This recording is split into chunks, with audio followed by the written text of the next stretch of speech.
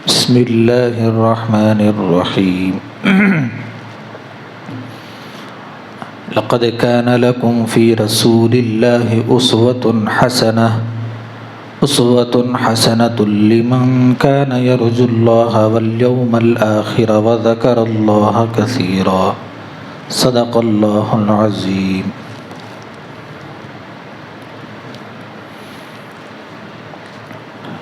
اللہ تعالیٰ نے قرآن پاک میں فرمایا، مسلمانوں کو حکم دیا کہ تمہاری زندگی کے سامنے نبی صلی اللہ علیہ وسلم کا نمونہ موجود ہے۔ جو آدمی صحیح زندگی گزارنا چاہتا ہے اور صحیح اصول اور راستوں پر رہنا چاہتا ہے، دنیا اور آخرت کی کامیابی کی سیڑھیوں پر چڑھنا چاہتا ہے، تو اس کے لیے نبی علیہ الصلاۃ والسلام کی زندگی کو اپنی زندگی میں لانا پڑے گا۔ ظاہری اعتبار سے مختصر سی زندگی یہ ہے، آپ صلی اللہ علیہ وسلم کی پیدائش کے بعد دودھ پلانے کے لیے 2 سال تک قریب کے ایک دیہات میں حضرت حلیمہ لے کر گئیں آپ صلی اللہ علیہ وسلم کو دودھ پلانے والی۔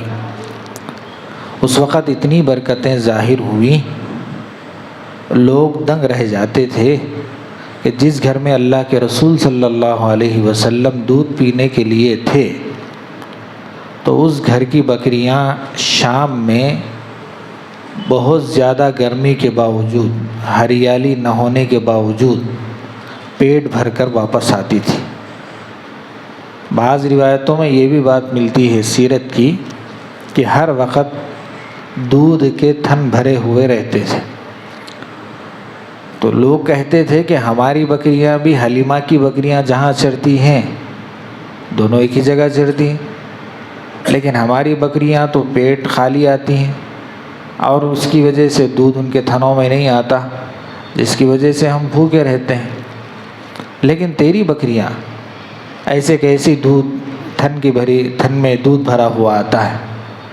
تو حضرت حلیمہ نے کہا کہ بھئی اس بچے کی برکت ہے کہ ہمارے کو 3 ٹائم آسانی سے کھانا مل جاتا ہے، بکریاں پیٹ بھری رہتی ہیں، ہر وقت موسم ایک دم سہانا رہتا ہے۔ جب اللہ کے رسول صلی اللہ علیہ وسلم کا پیدائش کا وقت یعنی بڑے ہو گئے، جوانی کا وقت آیا، تو لوگوں کے تھوڑے سے جب بڑے ہوئے تو کعبۃ اللہ کو بنانے کا وقت آیا۔ آپ صلی اللہ علیہ وسلم بھی لوگوں کے ساتھ پتھر لے جاتے تھے سر پہ اٹھا کے، جس طرح ہم لوگ۔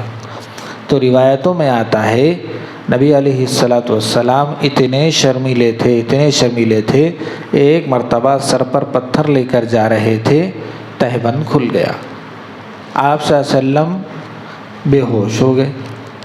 جب بھی ہوش میں آیا تو اس وقت آپ صلی اللہ علیہ وسلم کے اوپر سطر تھا، یعنی ڈھانپا گیا تھا، لوگ سمجھ گئے کہ بہت بڑا شرمیلا ہے۔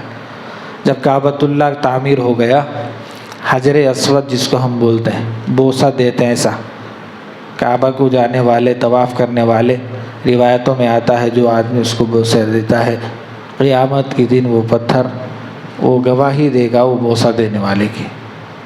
روایتوں میں آتا ہے وہ گناہ کو چوس لیتا ہے، دودھ سے زیادہ سفید اس کو اتارا گیا تھا، لیکن لوگوں کے گناہوں کی ظلمت کی وجہ سے وہ کالا ہو گیا۔ اب اس کی لمبی تفصیل ہے کہ وہ پتھر پھٹ گیا، پھر اس کے ٹکڑے کر کے ایک شکل بنا دی گئی، یہ چیزیں ہیں۔ تو وہ پتھر رکھنے کا ہر آدمی یہ چاہتا تھا کہ ہم رکھیں، کعبۃ اللہ بن گیا۔ اس وقت وہ لوگ بھی اس کی تعظیم کرتے تھے کہ حلال پیسوں سے کرنا کام، ہمارے پاس بہت سارے پیسے رکھے ہوئے ہیں، جو حلال اور پاکیزہ پیسے ہیں اسی سے اس کی تعمیر کرنا۔ جب حجر اسود کے رکھنے کی باری آ گئی، لڑائیاں شروع ہو گئی آپس میں، قبیلوں میں، تو رکھنا میں رکھنا، ہر آدمی یہ سمجھتا تھا کہ یہ بات مجھے نصیب ہو، یہ بات ہمارے قبیلے کو نصیب ہو، لیکن کرنا کیا؟ آخر مشورہ یہ ہوا کہ ایک کام کرتے ہیں، صبح کو جو سب سے پہلے کعبۃ اللہ میں آئے گا تو اس کے ذریعے سے ہم اس کی بات کو مانیں گے۔ ہوا اللہ کا کرنا یہی کہ اللہ کے رسول صلی اللہ علیہ وسلم صبح میں سب سے پہلے کعبۃ اللہ کے اندر آئے، تو لوگوں نے اتفاق کر لیا کہ بھئی ہم اس کو پہلے ہی سے دیانتدار آدمی سمجھتے ہیں، اس کے ذریعے سے ہم رکھوا دیں گے۔ بات رکھے اللہ کے رسول صلی اللہ علیہ وسلم کے سامنے کہ یہ پتھر رکھنے کا موقع ہے، ایسی کے بعد ایسی، ایسی کے بعد ایسی، ہر آدمی اس کو قابل فخر سمجھتا ہے، قابل تعظیم سمجھتا ہے کہ اس کو جگہ رکھیں۔ تو اللہ کے رسول صلی اللہ علیہ وسلم نے فرمایا بھائی ایک چادر لاؤ، چادر لانے کے بعد وہ چادر کے اندر وہ پتھر رکھے اور کہا کہ ہر قبیلے کا بڑا آدمی اس چادر کو پکڑو، اٹھاؤ۔ جب وہ قریب تک جہاں رکھنے کا موقع آیا اٹھائے، پھر اللہ کے رسول صلی اللہ علیہ وسلم وہ پتھر اپنے ہاتھوں سے لے کر جہاں رکھنا تھا رکھ دی۔ اس سے بہت بڑی جو عرب کے اندر بلا یعنی ایک چیز وجود میں آنے والی تھی، ایک مصیبت بن کر وہ ختم ہو گئی۔ اس کے بعد اللہ کے رسول صلی اللہ علیہ وسلم کے شادی کا موقع آیا۔ آپ صلی اللہ علیہ وسلم ایک مرتبہ قافلہ جا رہا تھا، تو اس زمانے میں لوگوں کے پاس، عورتوں کے پاس پیسہ ہوتا تھا، تجارت کرتے تھے ملک شام وغیرہ۔ تو ایک قافلہ ملک شام کے لیے نکلا۔ اللہ کے رسول صلی اللہ علیہ وسلم کی امانت داری اور دیانت داری کا سن کر حضرت خدیجہ اللہ کے رسول صلی اللہ علیہ وسلم کو اپنا مال دے کر بھیجی۔ جب واپس آئے تو 2 حصے زیادہ منافع کے ساتھ اللہ کے رسول صلی اللہ علیہ وسلم واپس آئے اور پوری مکمل دیانت داری، حساب کتاب پورا۔ تو وہ دیکھ کر اللہ کے رسول صلی اللہ علیہ وسلم کے امانت داری کو دیکھ کر حضرت خدیجہ اللہ کے رسول صلی اللہ علیہ وسلم سے نکاح کر گئے۔ نبوت کا اعلان کیا گیا، نبوت ملی۔ اللہ کے رسول صلی اللہ علیہ وسلم کو جب نبوت ملی، دیکھو ایک بات ہے دنیا کے اندر، جو آدمی جتنا قریب ہوتا ہے اتنا ہی ہمارے سے فری ہوتا اور ہماری بات ماننے کے واسطے بہت دیر کرتا ہے۔ مثال کے طور پر دیکھو، ایک آدمی ہے، بڑا منسٹر ہے سمجھے، اس کی بیوی، لڑکا، ڈرائیور، کوئی خاص بھائی اس کا، ایسا جو قریبی آدمیاں رہتے، انہیں جتنا دور کے آدمیاں وہ منسٹر کو عزت دیتے یا وہ بادشاہ کو، بڑے وزیر کو عزت دیتے، قریب کے یہ جو 4-5 لوگ ہیں اس کو اتنی عزت سے نہیں نوازتے، کیونکہ بھائی قریب کا آدمی ہے، اٹھتے بیٹھتے سامنے۔ لیکن نبی صلی اللہ علیہ وسلم، اور بات مانتے بھی نہیں، لیکن نبی صلی اللہ علیہ وسلم کی شان یہ تھی کہ جتنا جو شخص اللہ کے رسول صلی اللہ علیہ وسلم کے قریب ہوتا اتنا ہی اللہ کے رسول صلی اللہ علیہ وسلم سے محبت کرنے والا اور اتنا ہی آپ صلی اللہ علیہ وسلم کی بات ماننے والا ہوتا۔ اسی وجہ سے جب آپ صلی اللہ علیہ وسلم کا نکاح ہونے کے بعد نبوت مل گئی 40 سال کی عمر میں، تو سب سے پہلے آپ صلی اللہ علیہ وسلم کے ہاتھ پر اسلام قبول کرنے والی حضرت خدیجہ، حضرت علی جو چچا زاد کزن بھائی تھے، اپنے غلام حضرت زید، خاص دوست حضرت ابوبکر صدیق، یہی لوگ آپ صلی اللہ علیہ وسلم کے ہاتھ پر اسلام لے کر آئے۔ اس کے بعد وقت گزرا، لوگ دین کے معاملے میں آپ صلی اللہ علیہ وسلم سے دور ہونے لگے۔ انہوں نے بولے کہ بھئی آپ تو ایک اللہ اور کی بات بتاتے ہیں اور یہ کہتے ہیں کہ میں اس کا رسول ہوں۔ یہ بات تو اپنی جگہ ہے کہ آپ کے اخلاق اچھے ہیں، ہم مانتے ہیں، آپ کسی کا فیصلہ کرو ہم مانتے ہیں، آپ کے پاس امانت رکھی جائے تو آپ اس کی حفاظت کرتے ہیں، ہم اس کی بھی بات مانتے ہیں، آپ امانت دار ہیں، آپ دیانت دار ہیں، آپ کسی بھی معاملے میں کوئی معاملہ پیش آ جائے تو بردباری سے کام لیتے ہیں۔ مطلب یہ ہے کہ کوئی کام ایسا آ گیا جہاں پر جلد بازی کا اور غصے والے کا ہے تو اس کے اندر آپ حلم اور بردباری کا مظاہرہ کرتے ہیں، تو یہ بات بھی ہمارے کو ٹھیک ہے۔ لیکن آپ جو بول رہے ہیں کہ میرے کو اللہ نے نبی بنایا، رسول بنایا، تو ہم کو یہ بات راست نہیں آتی۔ لوگ قبول کرنے لگے، لیکن بعض لوگ انکار کرنے لگے، یہاں تک نفرت ہو گئی، تشدد برپا ہو گیا۔ جب تشدد زیادہ ہو گیا تو اللہ کے رسول صلی اللہ علیہ وسلم کو پھر وہاں سے مدینہ جانے کا حکم ہوا۔ جب مدینہ جانے کے لیے وقت طے ہو گیا، اللہ کے رسول صلی اللہ علیہ وسلم کو اللہ نے بتا دیا، تو اس وقت اللہ کے رسول کعبۃ اللہ میں آئے، جن کے پاس کعبے کی چابیاں تھیں ان سے بولے بھائی ذرا چابیاں دے دے، عثمان نام تھا ان کا، چابیاں دے دے 2 رکعت نماز پڑھتا ہوں. او ہو 2 رکعت نماز پڑھنے کے واسطے نہیں دیتا میں. ایک بات یاد رکھ عثمان، ایک وقت آئے گا تو جس جگہ پر بیٹھا ہوا ہے میں بیٹھا ہوا ہوں گا، اور میں جس جگہ پر کھڑا ہوا ہوں تو اس جگہ پر کھڑا ہوگا، اور چابیاں میرے ہاتھ میں ہوں گی. تو عثمان بولے ٹھیک ہے، اب تو آپ کو بھگا دے رہے نا، جاؤ بول کے بول رہے نا، جاؤ. آپ کافر تھے، بات کا یقین مانتے تھے، اب چلے جاؤ. اللہ کے رسول صلی اللہ علیہ وسلم کعبے کی طرف دیکھے، کہنے لگے بھائی میں تو تیرے سے محبت کرتا ہوں، تیری تعظیم کرتا ہوں، لیکن کیا کروں، مجبور ہوں، یہ قوم تیرے پاس رہنے نہیں دیتی، اس وجہ سے میں مجبوراً یہاں سے ہجرت کر کے مدینہ کو جا رہا ہوں. جب مدینہ چلے، وقت آیا، اللہ کے رسول صلی اللہ علیہ وسلم نے مدینے کو وہاں کا سیاسی مسئلہ حل کرنے کے لیے، سماجی مسئلہ حل کرنے کے لیے، معاشرتی مسائل حل کرنے کے لیے، اور وہاں سے وہی جگہ جہاں سے بادشاہ کے خطوط بھیجے جاتے تھے، اور بہت زیادہ ایسے کام کہ جس کے ذریعے سے دنیا متاثر ہوئی اور اسلام وہاں سے پھیلا. اللہ کے رسول صلی اللہ علیہ وسلم کا وہاں پر معاملہ جم گیا. اب جب پھر مکۃ المکرمہ واپس آئے فتح کے طور پر، معلوم ہو گیا اللہ کے رسول صلی اللہ علیہ وسلم واپس آ گئے، تو یہ چابی لے کر بھاگنے لگے. اللہ کے رسول صلی اللہ علیہ وسلم سے اشارہ کیا تو حضرت علی غالباً حضرت عباس رضی اللہ تعالیٰ عنہ دونوں مل کے پکڑ کے لے. چابی ان کے پاس تھی.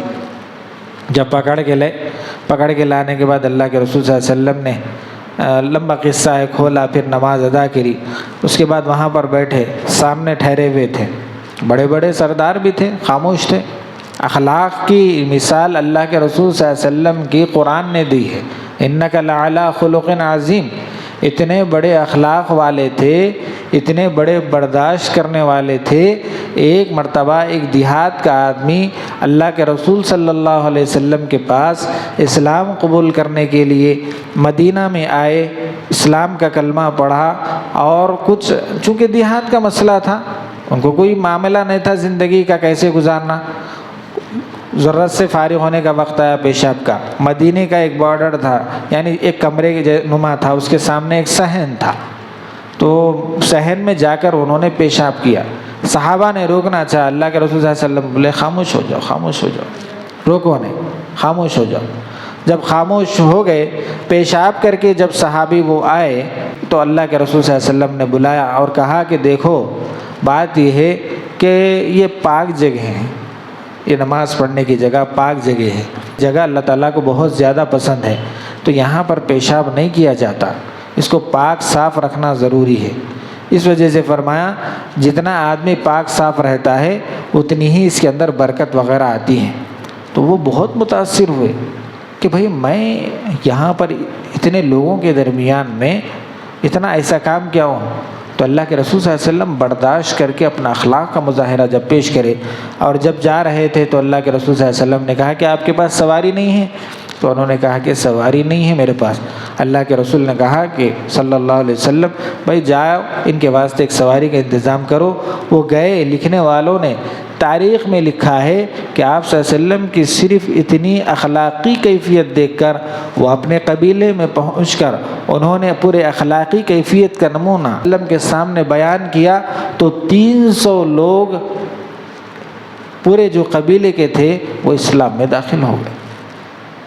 مدینہ آئے، اخلاق کا کیا نمونہ تھا. آپ صلی اللہ علیہ وسلم کے اوپر اوجھڑی ڈالی گئی، زخمی کیا گیا، اور اللہ کے رسول صلی اللہ علیہ وسلم کی حاملہ بیٹی کو تیر سے مارا گیا. پورا نقشہ اللہ کے رسول صلی اللہ علیہ وسلم کے ذہن میں، پورا نقشہ. کیا تکلیف نہیں ہوئی ہوں گی. سارے سردار سہمے ہوئے ہیں، اور آپ صلی اللہ علیہ وسلم فتح کے طور پر اندر داخل ہو گئے. جب عثمان سے کہا کہ عثمان تجھے یاد ہے میں نے کہا تھا کہ ایک وقت آئے گا کہ میں تیری جگہ پر بیٹھا ہوا ہوں گا اور تو میری جگہ پر کھڑا ہوا ہوگا، اور چابی اس وقت میرے ہاتھ میں ہوگی، تو اس وقت کیا معاملہ ہوگا. تو لوگوں نے کہا کہ آپ تو کریم ہیں، آپ تو اخلاق والے ہیں، ہم نے آپ کی زندگی بچپنے میں بھی دیکھی، نوجوانی میں بھی دیکھی، شادی کے بعد بھی دیکھی. آپ نے کہیں کوئی ایسی بے اخلاقی کا مظاہرہ نہیں کیا. آپ تو بڑے کریم اور شریف خاندان والے ہیں، اور ان خاندان میں سے بھی آپ بہت بڑے کریم اور شریف اور بخشنے والے ہیں. اللہ کے رسول صلی اللہ علیہ وسلم کے بارے میں قرآن پاک میں فرمایا، یہ زندگی کا نمونہ اللہ کے رسول صلی اللہ علیہ وسلم کو کھینچ کر فرمایا، ہم نے نبی کو تمہارے درمیان بھیج کر تمہارے اوپر احسان کیا ہے. جب احسان کیا تو نبی صلی اللہ علیہ وسلم کی زندگی، جب آخر وقت آیا خطبہ دے رہے ہیں اللہ کے رسول، دو باتوں کو لازم اہتمام پکڑو، دو باتوں کا لازمی طور پر اہتمام کے ساتھ عمل کرو اس کے اوپر. پہلی بات الصلاۃ، نماز کی پابندی کرو. نماز کے ذریعے سے ظاہری گناہوں سے آسانی کے ساتھ بچا جا سکتا ہے. حضرت عمر فاروق رضی اللہ تعالیٰ عنہ کے زمانے میں ایک نوجوان کا قصہ ملتا ہے کہ وہ کسی ایک نوجوان عاشقہ پر خوبصورت عاشقہ عورت پر اس کے عشق میں گرفتار ہو گیا. تو اس نے شرط رکھی کہ بھئی حضرت عمر رضی اللہ تعالیٰ عنہ کے پیچھے 40 دن نماز پڑھ. جب 40 دن نماز پڑھیں گا پھر آگے پھر کیا کرنا ہے پھر اپن بعد میں فیصلہ کریں گے. 40 دن نماز پڑھا. نماز پڑھنے کے بعد جب آیا، کیا ہوا؟ کہا کہ اب شادی نہیں کرتا. کیوں؟ کہا کہ اب دل بدل گیا ہے، اب دل اللہ کی طرف ہو گیا ہے. تو حضرت عمر رضی اللہ تعالیٰ عنہ کے سامنے ایک قصہ سنایا گیا تو انہوں نے کہا کہ بالکل واقعتاً بات صحیح ہے، اس لیے کہ نماز بے حیائی کے باتوں سے روکتی ہے، نماز گناہوں سے روکتی ہے، غلط کام کرنے سے روکتی ہے، لیکن نماز کو نماز کے جیسے پڑھا جائے. اللہ کے رسول صلی اللہ علیہ وسلم وہی فرمائے، بھائی الصلاۃ، نماز کا اہتمام کرو. وہ ظاہری اعتبار سے تمہارے تمام برائیاں جو تم سے ہونے والی ہیں وہ روکنے والی ہیں. اس کے بعد فرمایا اپنے ماتحت وما ملکت ایمانکم، اپنے ماتحت جو رہنے والے گھر کی عورتیں ہیں، غلام ہیں، خادم ہیں، بچے ہیں، نوکر ہیں، چاکر ہیں، ان کے ساتھ اخلاق کا اور برداشت کا مظاہرہ کرو. یہ چیز تم کو بہت بلند اونچے مقام پر لے جانے والی ہے. تو یہ جو دو چیزیں اگر ایمان والے کے اندر اگر پیدا ہو گئیں، ایک تو نماز کی پابندی، دوسرا برداشت کی صفت جس کو ہمارے زبان میں عمدہ اخلاق اور اخلاق عظیمہ کہتے ہیں، یہ دو چیزیں اگر ہر مسلمان کے اندر پیدا ہو گئی تو سمجھیے وہ دنیا کے اندر بہت اونچے مقام پر پہنچتا ہے، آخرت کے اندر بھی اللہ کے نزدیک بہت بڑی نظروں سے دیکھا جائے گا. اسی وجہ سے قرآن کے اندر فرمایا گیا ہے تمہارے سامنے لقد کان لکم فی رسول اللہ اسوۃ حسنہ، جو نبی کی زندگی کے طرز پر اپنی زندگی کو گزارنے کی کوشش کرے گا اللہ اس کو آخرت میں دنیا میں دونوں جگہ بھی کامیاب کرے گا. یہ مختصر سے میں نے پیدائش کا واقعہ، نوجوانی کا واقعہ، شادی کا واقعہ، ہجرت سے پہلے کا واقعہ، ہجرت کے بعد کے واقعہ، اور آخر میں جو اللہ کے رسول صلی اللہ علیہ وسلم نے نصیحت کی ہے وہ مختصراً میں نے آپ کے سامنے رکھی ہے. تو اس سے یہی بات نکلتی ہے آدمی دین کے معاملے میں نماز کی پابندی، دنیا کے معاملے میں برداشت والی طاقت اگر اپنے اندر صفات پیدا کر لیتا ہے تو بہت آگے نکل جاتا ہے.